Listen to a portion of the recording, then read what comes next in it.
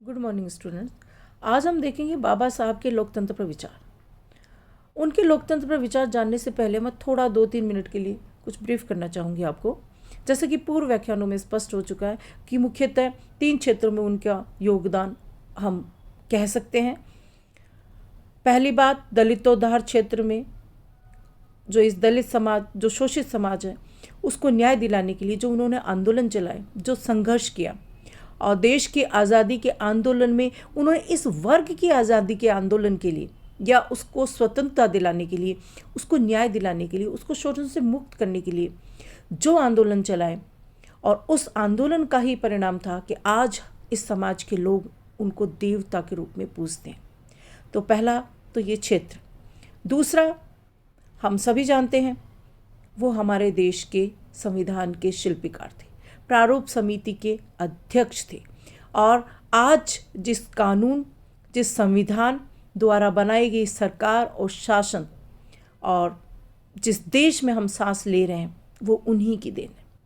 और तीसरे नंबर पर हम कह सकते हैं, दुनिया की दृष्टि से इसको कहेंगे पहले नंबर पर, आज भी अनेक यूनिवर्सिटीज़ में उनके द्वारा लिखित किताबें चलती हैं। ज्ञान के क्षेत्र में उनका दुनिया में कोई सानी नहीं है। और कोलंबिया यूनिवर्सिटी, जैसा कि पहले व्याख्यानों में मैं स्पष्ट किया था कि दुनिया का नंबर 1 स्कॉलर उनको घोषित किया गया, और यूनिवर्सिटी के सामने उनकी मूर्ति भी स्थापित की गई। तो इस आधार पर हम कह सकते हैं कि डॉक्टर भीमराव के अंबेडकर के जो योगदान है उसको हम 3 भागों में बांट सकते हैं। ठीक है, अब हमें कहेंगे कि न सिर्फ इस दृष्टि से राजनीतिक, सामाजिक, आर्थिक, जैसे मैंने कहा कि ग्रेट स्कॉलर थे, तो इन तीनों क्षेत्रों में उन्होंने अनेक जो विचारिक, जो हम कहेंगे कि उन्होंने जो हमें ज्ञान दिया, पुस्तकें लिखी, तो उस आधार पर हम कह सकते हैं कि सिर्फ दलितोद्धार या संविधान के शिल्पकार या आज़ादी के आंदोलन में जो उनका समाज को हक दिलाने के लिए जो योगदान था, उस दृष्टि से ही नहीं, हम ये कहेंगे कि जो वैचारिक क्षेत्र होते हैं, जो भारतीय जो वैचारिक, जो हमारी जो बुक है भारतीय राजनीतिक विचारक, ठीक है, और इसी का जो हम कहेंगे MA फाइनल में जो बुक चलती है, चॉइस का पेपर है, आधुनिक भारतीय राजनीतिक और सामाजिक चिंतक, ठीक है। तो उस दृष्टि से हम कहेंगे कि इनको ग्रेट जो विचारक हैं उस श्रेणी में उनको रखा जाता है। ठीक है, ग्रेट विचारक श्रेणी में रखा जाता है, तो हम कहेंगे कि उनके विचार राजनीतिक दृष्टि, सामाजिक दृष्टि, आर्थिक दृष्टि, सभी दृष्टि से इम्पोर्टेंट है। यहाँ हम देखेंगे राजनीतिक दृष्टि से उनके विचार, राजनीतिक दृष्टि से यानी लोकतंत्र के बारे में वो क्या कहते हैं। ठीक है, तो लोकतंत्र पर अंबेडकर क्या सोचते हैं। अब देखिए, लोकतंत्र पर उनके विचार को जानने से पहले एक बात जानना ज़रूरी है। जो लोकतंत्र जो अंबेडकर हैं, उनकी दृष्टि में लोकतंत्र से पूर्व किस तरह का लोकतंत्र स्थापित होना चाहिए। देखिए, यहाँ जो बात हम कह रहे हैं, जो ये है, जो आपका टॉपिक है, जिसको हम कहें कि लोकतंत्र पर विचार, ठीक है, अंबेडकर क्या कहते हैं। अंबेडकर लोकतंत्र की जो परंपरागत प्रणाली है, जो संसदात्मक प्रजातंत्र है, जो इंग्लैंड के संविधान से हमने लिया है, और दुनिया में प्रजातंत्र के भिन्न भिन्न रूप है, भले ही अमेरिका का अध्यक्षात्मक शासन प्रणाली हो या ब्रिटेन का संसदात्मक शासन प्रणाली, ठीक है, मुख्यतः 2 भागों में हम बांट सकते हैं। ठीक है, तो लोकतंत्र का जो स्वरूप है उसको लोकतंत्र क्यों कहते हैं, प्रजा का शासन क्यों कहा जाता है। क्योंकि जैसे संसदात्मक शासन प्रणाली की क्या परिभाषा लोकतंत्र की, जनता का, जनता के लिए, जनता द्वारा शासन। यानी क्या कहता है ये परिभाषा क्या कहती है। ये परिभाषा कहती है कि जिन लोगों का शासन है, सरकार जिन लोगों की बनी हुई है, वो हमारे द्वारा चुने हुए लोग हों, यानी हम सबको वोट का अधिकार हो, और न सिर्फ वोट का अधिकार हो, चुनाव में खड़े होने का अधिकार हो, एक आम आदमी भी बड़े से बड़े पद पर पहुंच सके, वो अधिकार। ठीक है, तो ये हम कहेंगे, उस शासन प्रणाली को हम क्या कह देते हैं, लोकतंत्र। लेकिन क्या यही लोकतंत्र है। अंबेडकर की दृष्टि से इसको ही लोकतंत्र नहीं कहा जाएगा। वो कहते हैं कि ऐसा लोकतंत्र स्थापित होने से पहले, स्थापित करने से पहले एक सामाजिक लोकतंत्र और आर्थिक लोकतंत्र स्थापित होना चाहिए, और आर्थिक लोकतंत्र से भी पहले सामाजिक लोकतंत्र स्थापित होना चाहिए। यह सामाजिक लोकतंत्र से मतलब क्या है? क्योंकि जब तक समाज में सभी वर्गों को समान भागीदारी नहीं मिलेगी, सभी वर्गों को समान नहीं समझा जाएगा, समाज में एक जाति द्वारा दूसरी जाति का शोषण चालू रहेगा, तब तक इस तरह के जो जनता द्वारा जनता के लिए शासन वाले लोकतंत्र का कोई मोल नहीं है। यानी राजनीतिक लोकतंत्र से पहले कौन सा लोकतंत्र स्थापित होना चाहिए? सामाजिक लोकतंत्र। ठीक है। दूसरी बात, आर्थिक लोकतंत्र। जब तक समाज में गरीबी अमीरी के बीच में ये चौड़ी खाई रहेगी, तब तक उस राजनीतिक लोकतंत्र का भी कोई मोल नहीं है। यानी वोट देने के अधिकार की कोई कीमत नहीं है यदि गरीबी है, और गरीबी है तो उसके वोट खरीदे जा सकते हैं। तो इसलिए वो कहते हैं कि आर्थिक लोकतंत्र भी स्थापित होना चाहिए और उसके बाद में राजनीतिक लोकतंत्र होना चाहिए। ये उनका दृष्टिकोण है। यह होना चाहिए नहीं होगा तो हम यही कहेंगे कि एक बार कोई व्यवस्था हमें स्थापित करनी है तो कोई ना कोई व्यवस्था स्थापित करनी होगी, और कोई ना कोई व्यवस्था वो सिर्फ लोकतांत्रिक व्यवस्था ही हो सकती है। इसके वो समर्थक है कि राजनीतिक लोकतांत्रिक व्यवस्था ही स्थापित होनी चाहिए, लेकिन उससे उसका महत्व तभी है जब सामाजिक और राजनीतिक लोकतंत्र स्थापित किया जाए। ठीक है। तो डॉक्टर अंबेडकर भी वर्तमान जो लोकतांत्रिक व्यवस्था है उसी के समर्थक है, ये हम कह सकते हैं, और इसी लोकतांत्रिक व्यवस्था से संबंधित उन्होंने विचार व्यक्त किए हैं। ठीक है। लेकिन इम्पॉर्टेंट बात यह है कि वो लोकतंत्र, इस राजनीतिक लोकतंत्र से पहले समाज में भेदभाव समाप्त करना चाहते हैं और समाज में आर्थिक जो असमानता है उसको समाप्त करना चाहते हैं, और ये होगा तभी इस लोकतंत्र की कीमत होगी। अन्यथा ये हम कहें कि औपचारिकता के लिए भले ही हम स्थापित कर लें, इसकी सफलता तभी मानी जाएगी जब सामाजिक और आर्थिक लोकतंत्र स्थापित किया जाएगा। ठीक है। तो अब हम शुरू करते हैं अंबेडकर के लोकतांत्रिक विचार। ठीक है। बाबा साहब के लोकतांत्रिक विचार। इधर देखिए, आपके सामने एक सेंटेंस लिखा हुआ बाबा साहब का एक कि सामाजिक प्रजातंत्र का अर्थ क्या है। जो मैंने स्पष्ट किया वही देखिए, इसके माध्यम से स्पष्ट हो। ये जो सेंटेंस है, ये जो बाबा साहब का वक्तव्य है, वो जो मैंने कहा उसी को स्पष्ट कर रहा है कि सामाजिक प्रजातंत्र का अर्थ क्या है। ठीक है। मैंने बताया ना आपको सामाजिक प्रजातंत्र वाली बात। यह एक ऐसी जीवन पद्धति है जो स्वतंत्रता, समानता और बंधुत्व को जीवन के सिद्धांतों के रूप में स्वीकार करती है। यानी यही वो जीवन पद्धति है जो समाज में स्वतंत्रता लाती है, समानता लाती है, भाईचारा लाती है। समाज में अगर ये नहीं है तो उस राजनीतिक लोकतंत्र का कोई मोल नहीं है, जैसा कि मैंने स्पष्ट किया। तो हम अब शुरू करते हैं भीमराव अंबेडकर के लोकतंत्र पर विचार। ठीक है। ये जैसा मैंने स्पष्ट किया ही है, सामाजिक लोकतंत्र राजनीतिक लोकतंत्र की पूर्व शर्त है, ये अंबेडकर ने कहा। बाबा साहब क्या कहते हैं? वह शासन की ऐसी पद्धति है जिसके द्वारा लोगों के सामाजिक आर्थिक जीवन में बिना किसी रक्तपात के परिवर्तन लाया जा सके। यानी देखो, इस परिभाषा के माध्यम से वो क्या कहना चाह रहे हैं? वो ये कहना चाह रहे हैं कि जो सामाजिक प्रजातंत्र है वो आर्थिक प्रजातंत्र है। बिना किसी रक्तपात के अगर परिवर्तन लाया जा सकता है तो इसके लिए ज़रूरी है कि कोई न कोई जो इसके लिए ज़रूरी है कि लोकतांत्रिक शासन प्रणाली को ही अपनाया जाए। तो ये तो ज़रूरी है कि हमें अपनाना तो क्या पड़ेगा? लोकतांत्रिक शासन। ठीक है। ये बाबा साहब का भी कहना है कि प्रणाली के रूप में हमें लोकतांत्रिक शासन प्रणाली ही सर्वश्रेष्ठ। ठीक है। अब लेकिन क्या कहते हैं अंबेडकर? देखिए, संसदीय प्रजातंत्र के, और देखिए लोकतंत्र का भी कौन सा रूप उन्होंने स्वीकार करना चाहा, अपने संविधान में स्थान दिया। ब्रिटेन का जो संसदीय प्रजातंत्र है उसके प्रति ही आस्था उन्होंने व्यक्त की। ठीक है। लेकिन यहाँ हम कहेंगे पश्चिमी जो समाज है, जो पश्चिमी जो विद्वान है, उनकी जो परिभाषा लोकतंत्र की, ठीक है, उसके बारे में वो जरूर कहना चाहते हैं। वो ये कहते हैं कि वो पश्चिमी समाज के अनुकूल ही है, क्योंकि वहाँ समाज में ये जो भेदभाव है सामाजिक और आर्थिक रूप में वो उतना नहीं है। ठीक है। तो इसलिए वो ये क्या कहते हैं? वो कहते हैं कि पश्चिमी विद्वानों की जो परिभाषा है उसको व्यवहारिक और सैद्धांतिक दो भागों में बांट सकते हैं। व्यवहारिक रूप में तो वो किसके हाथ में है? ये कमी है एक तरह से। कहते व्यवहारिक रूप में तो किसके हाथ में है शासन की शक्ति? जनप्रतिनिधियों के हाथ में। और सैद्धांतिक रूप से किसके हाथ में है? जनता के हाथ में। क्या है परिभाषा? जनता का जनता द्वारा जनता के लिए शासन। यानी सैद्धांतिक दृष्टि से हम कहेंगे किसके हाथ में है शक्ति? जनता की, लोकतंत्र की, जनता के हाथ में। नाम ही क्या है? लोकतंत्र, ऐसी शासन प्रणाली जिसमें जनता का शासन है। लेकिन व्यवहारिक रूप में किसके हाथ में है? जनप्रतिनिधियों के हाथ में। ये बात डॉक्टर अंबेडकर ने भी कही। लेकिन वो क्या कहना चाह रहे हैं? वो कहते हैं वही वाली बात कि जब तक समाज में समानता स्थापित नहीं होगी, सामाजिक लोकतंत्र स्थापित नहीं होगा, तब तक इस परिभाषा का भी कोई मोल नहीं है। इसलिए संसदीय प्रजातंत्र के प्रति आस्था होते हुए भी वो दो आपत्तियां स्पष्ट करते हैं, दो महत्वपूर्ण शिकायतें हम कह सकते हैं इस शासन व्यवस्था के प्रति।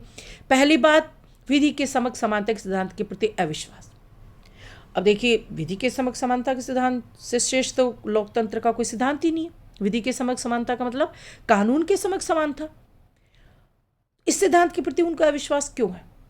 उनको अविश्वास इसलिए है क्योंकि वो ये समझते हैं कि यह सिद्धांत लोकतांत्रिक जीवन का आदर्श तभी बन सकता है जब वही वाली बात जो मैं स्पष्ट कर चुकी हूँ, जब तक सामाजिक व आर्थिक विषमताओं का उन्मूलन नहीं किया जाएगा, तब तक व्यक्ति समान रूप से विधि के संरक्षणों से लाभान्वित नहीं हो पाएगा।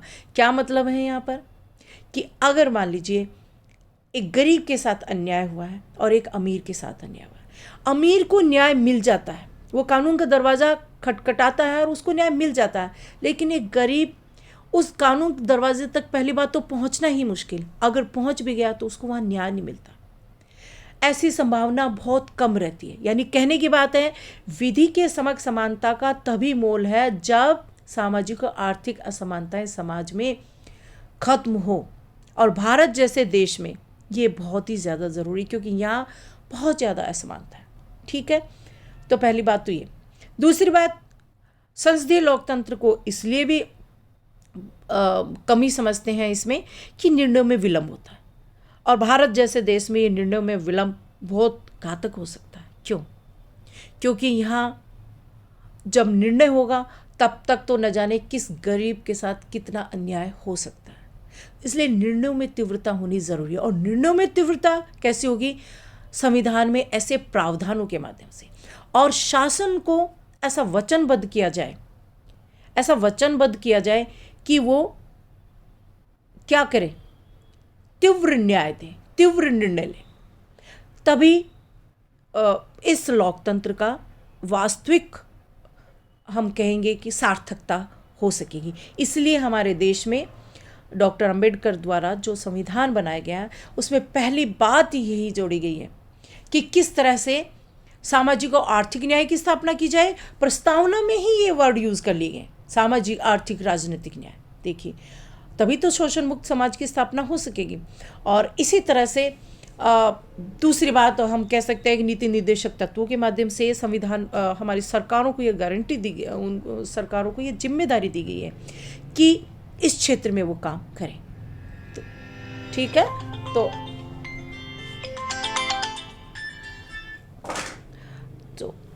आगे हम देखते हैं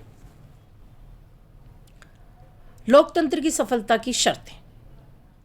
अब हम देखना चाहेंगे कि अंबेडकर क्या कहते हैं। लोकतंत्र तो जैसा वो स्थापित करना चाहते हैं उन्होंने संविधान के माध्यम से कर दिया। मान लीजिए सारे प्रावधान जो ज़रूरी समझते थे हमारे देश के संविधान के द्वारा उन्होंने लिपिबद्ध कर दिए। लेकिन संविधान में प्रावधान करने से ही क्या होगा? जैसा कि बाबा साहब ने कहा कि संविधान क्या है, किसका नाम है संविधान? संविधान के बारे में कहते हैं वो कि यह एक, हम कह सकते हैं, एक सूखा ढांचा ही तो है। संविधान एक सूखा ढांचा है। उसको मान लीजिए हम शरीर से कल्पना करते हैं, सूखा ढांचा एक कंकाल है जिसमें रक्त मांस का संयोग तब तक नहीं होता। यानी कहने की बात यह है कि जब तक राजनीतिक क्रियाकलाप संवैधानिक मूल्यों की स्थापना नहीं हो सकती, नैतिकता को प्रतिस्थापित नहीं किया जा सकता, और व्यक्तियों को उस तरह के संविधान के अनुसार चलने के लिए तैयार नहीं किया जाता, तब तक उस संविधान का कोई मोल नहीं है। ठीक है, तो इसलिए वो कहते हैं कि ऐसा संविधान एक सूखा ढांचा मात्र है। तो इसका वो क्या चाहते हैं, ये संविधान को हम कहें कि सूखे ढांचे को कैसे रक्त और मांस से संपन्न किया जाए, इसके लिए वो क्या कहते हैं, लोकतंत्र की सफलता की शर्तें बतलाते हैं। ये चीज़ें हों तो लोकतंत्र सफल होगा, अन्यथा नहीं होगा। ठीक है, तो पहला जो पॉइंट है वो क्या कह रहा है, सामाजिक लोकतंत्र। ये मैं आपको समझा चुकी हूँ, शुरू में ब्रीफ किया था तभी। पहली बात यही है कि सामाजिक लोकतंत्र की स्थापना हो, यानी कहने की बात क्या है कि राजनीतिक लोकतंत्र की सफलता तभी निश्चित होगी जब समाज में जाति प्रथा, अस्पृश्यता, असमानता, अन्याय दूर होंगे। और इसके लिए क्या किया जाएगा, देखिए, पहली बात तो जाति प्रथा और अस्पृश्यता का उन्मूलन हो। दूसरी बात, संवैधानिक और कानूनी संरक्षणों का प्रावधान। अगर अन्याय होता भी है तो संविधान द्वारा ऐसे कानूनी संरक्षण हो कि उनकी रक्षा की जा सके। ठीक है, तो इस तरह से वो ये कहते हैं। और इसीलिए उन्होंने अपने देश के संविधान में, देखिए, एक समान नागरिक संहिता लागू किए जाने की बात कही, और समाज में और देश में भाषाई, क्षेत्रीय, धार्मिक, जातीय हर तरह की भेदभाव को दूर किया। ठीक है, तो ये वो चाहते हैं कि पहली बात, समाज में लोकतंत्र की सफलता लेके ज़रूरी है कि सामाजिक लोकतंत्र की स्थापना हो। ठीक है, तभी लोकतंत्र के आदर्शों को प्रतिबिंबित या प्रतिस्थापित हम कर सकते हैं। ठीक है, दूसरी बात, प्रशासन की राजनीतिक तटस्थता। दूसरी बात ये देखिए, बहुदलीय प्रणाली और सक्षम विपक्ष। जब तक जनता के हाथों में एक दल को हटाकर दूसरे दल को सत्ता सौंप देने का अधिकार नहीं होगा, तब तक लोकतांत्रिक शासन का कोई अर्थ नहीं है। इस आधार पर हम कहेंगे उन्होंने द्विदलीय नहीं, एक दलीय तो खैर हो ही नहीं सकता लोकतंत्र में, वो तो तानाशाही शासन व्यवस्था होती है। जैसे चाइना वगैरह में हम कह सकते हैं, ये नाम भले लोकतंत्र की वो बात करते हैं, बात भले ही लोकतंत्र की करते हैं, लेकिन वो तानाशाही शासन, जहाँ एक ही दल की सरकार, यानी कहने के बाद वहाँ उस दल का ही शासन रहता है। व्यक्ति भले ही बदल सकता है, लेकिन दल वही रहेगा, विचारधारा वही रहेगी, तो वो तो हम कहेंगे तानाशाही शासन व्यवस्था होती है। बेस्ट हम कहते हैं कि अमेरिका और इंग्लैंड में द्विदलीय शासन व्यवस्था है। लोकतंत्र के लिए ऐसा समझा जाता है कि वो दुनिया में ऐसा माना जाता है कि स्वस्थ लोकतंत्र के लिए द्विदलीय शासन व्यवस्था होनी चाहिए। लेकिन बाबा साहब क्या कहते हैं, वो कहते हैं द्विदलीय व्यवस्था होनी चाहिए, बहुदलीय व्यवस्था होनी चाहिए। लोकतंत्र की सफलता के लिए बहुदलीय व्यवस्था होनी चाहिए, लेकिन इस बहुदलीय व्यवस्था में विपक्ष सक्षम होना चाहिए। यानी देखिए, इस आधार पर हम कह सकते हैं कि जिसकी सरकार हो, डेफिनेटली वो बहुमत दल प्राप्त दल होता है, और विपक्ष में सक्षम विपक्ष हो। ठीक है, लेकिन बहुदलीय शासन प्रणाली का समर्थन वो इसलिए करते हैं ताकि सभी विचारधाराओं, सभी वर्ग के लोगों को अपनी विचारधाराओं के आधार पर संगठन, सत्ता और दल बनाने का अधिकार, और सभी वर्ग के लोगों को संसद में प्रतिनिधित्व मिले। इसलिए क्यों चाहते थे ऐसा, क्योंकि अमेरिका और इंग्लैंड की अगर हम बात करें तो वहाँ वो विविधता नहीं है जो कि अपने देश में। हमारा देश में जितनी जातियाँ हैं, जितने धर्म हैं, जितनी कल्चर हैं, जितने क्षेत्र हैं, जितनी भाषाएं हैं, जितने धर्म हैं, दुनिया के किसी देश में नहीं है। इसलिए वो चाहते थे कि बहुदलीय शासन व्यवस्था हो, ताकि सभी वर्ग के लोगों को प्रतिनिधित्व मिले और संसद में उनको स्थान मिले, अपनी बात कहने का उनको हक मिले। ठीक है, इसलिए वो चाहते थे कि बहुदलीय शासन। ओके, अब हम देखते हैं तीसरी बात वो क्या कहते हैं, राजनीतिक तटस्थता की बात। प्रशासन की राजनीतिक तटस्थता। प्रशासन यानी एक तो जनता के प्रतिनिधि होते हैं, जो हमारे नेता होते हैं, जो कानून बनाने वाली जो संस्था होती है, व्यवस्थापिका की वो सदस्य होते हैं, वो कानून बनाते हैं। कानून को इम्प्लीमेंट करने का काम कौन करते हैं, प्रशासन। जो हमारा प्रशासन यानी जो सरकारी जो हम कहते हैं अधिकारी, जो IAS RAS और ऊपर से लेकर नीचे तक न जाने कितने प्रशासन के लोग होते हैं वो, ठीक है। यहाँ पर वो क्या कहना चाह रहे हैं, क्योंकि इम्प्लीमेंट वो ही करते हैं, क्रियान्वित वो ही करते हैं कानूनों का। लेकिन ये जो पॉइंट है वो ये कह रहा है सरकारें बदल जाती हैं, शासन बदल जाते हैं, दल बदल जाते हैं, किसी दल की आज सरकार है तो कल किसी और की सरकार होगी, लेकिन प्रशासन की राजनीति को कैसा रहना चाहिए, राजनीतिक रूप से तटस्थ। जो हम देखते हैं ना कि जैसे सरकारें बदलती हैं तो उसके कुछ टाइम बाद में ही जो हम कहेंगे कि कलेक्टर बदले जाते हैं, RS बदले जाते हैं, पुलिस विभाग में हम कहेंगे SP और RPS DSP और भी न सभी विभाग के जो हम देखते हैं कि बदलाव होता है, वो नहीं होना चाहिए। प्रशासन को सरकार, हर सरकार के साथ भक्ति या भक्ति क्या मतलब, प्रशासन को सरकार के साथ नहीं बदलना चाहिए। सरकार बदली है, सरकार के साथ किसी और दल की सरकार स्थापित हुई है, लेकिन प्रशासन को तटस्थ रहना चाहिए, ये ज़रूरी है। क्यों रहना चाहिए? इसके लिए वो कहते हैं कि सक्षम जो शासन होगा वो तभी हो सकता है। शासन को समुचित संरक्षण दिया जाए, उसको सुरक्षा के प्रति आश्वस्त किया जाए कि सरकार बदलने के साथ उनका अहित नहीं होगा। निष्ठा किसी राजनीतिक दल, किसी सरकार के प्रति नहीं, बल्कि विधि के प्रावधानों के प्रति होनी चाहिए। ये वो बात कहना चाहते थे, इसलिए प्रशासन की राजनीतिक तटस्थता की बात वो करते हैं। फिर देखिए वो क्या करें, बहुमत की निरंकुशता पर मर्यादाएं, ये भी बहुत ज़रूरी है। जिसका शासन है उसको ये अधिकार मिल जाए कि वो अल्पमत को कुचल सके, ऐसा नहीं होना चाहिए। ऐसी प्रक्रियाएं हो, ऐसी परंपराएं हो कि अल्पमत की भागीदारी भी सुनिश्चित हो सके। वही वाली बात है, क्योंकि हमारे देश में बहुत ज़्यादा विविधता है, तो ऐसा नहीं कि अल्पमत को हम कुचल दें, ठीक है। इसी तरह से संवैधानिक नैतिकता का पालन। अब यहाँ पर वो क्या करेंगे, सिर्फ संविधान बनाने से या संविधान का आदर्श स्वरूप स्थापित करने से ही समाज में लोकतांत्रिक मूल्यों की स्थापना नहीं हो सकती। लोकतांत्रिक आदर्शों को तभी सुनिश्चित किया जा सकता है जब जिस राजनीतिक दल की सरकार है, जो शासकीय निकाय हैं, उनको संचालित करने वाले व्यक्ति उस नैतिकता के प्रति पूरी तरह समर्पित नहीं होंगे। इसलिए जैसा कि मैंने पहले कहा कि संविधान एक सूखा ढांचा मात्र है, उस पर रक्त और मांस का जो संयोग है वो राजनीतिक क्रियाकलापों में संलग्न व्यक्तियों और संवैधानिक मूल्यों द्वारा ही हो सकता है, ठीक है। इसी तरह से फिर वो क्या कहते हैं, जनमत की जागरूकता। इन सारे पॉइंट्स के ऊपर हम कहेंगे कि जब तक जनमत जागरूक नहीं होगा तब तक उनका कोई मोल नहीं। लोकतंत्र की सफलता की सर्वाधिक विश्वसनीय आधार अगर है तो हम कहेंगे जनमत की जागरूकता। जब तक जनता अपने अधिकार और कर्तव्य के प्रति आश्वस्त नहीं होगी, जागरूक नहीं होगी, सतर्क नहीं होगी, तो लोकतांत्रिक शासन प्रणाली को स्थापित करने का मोल कुछ भी नहीं है, ठीक है। तो आवश्यक परिस्थितियां तभी निर्मित होंगी, ये सारी चीज़ें जो ऊपर बताई वो तभी निर्मित होंगी जब जनमत जागरूक होगा, शिक्षित होगा, जागरूक होगा। इसी तरह से एक पॉइंट है मानव अधिकारों का प्रबल समर्थन।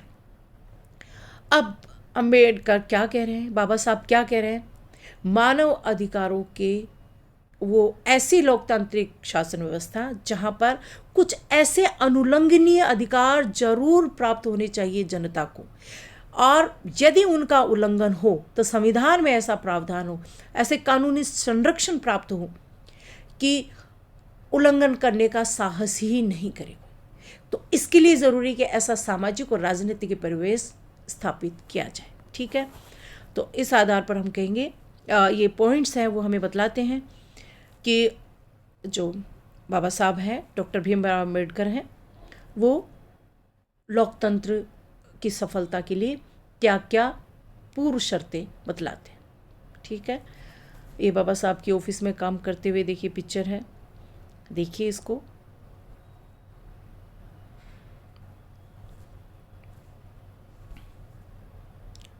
लास्ट में ये मैं पढ़ाना चाहूँगी बाबा साहब का ये कोटेशन, उनका ये वक्तव्य।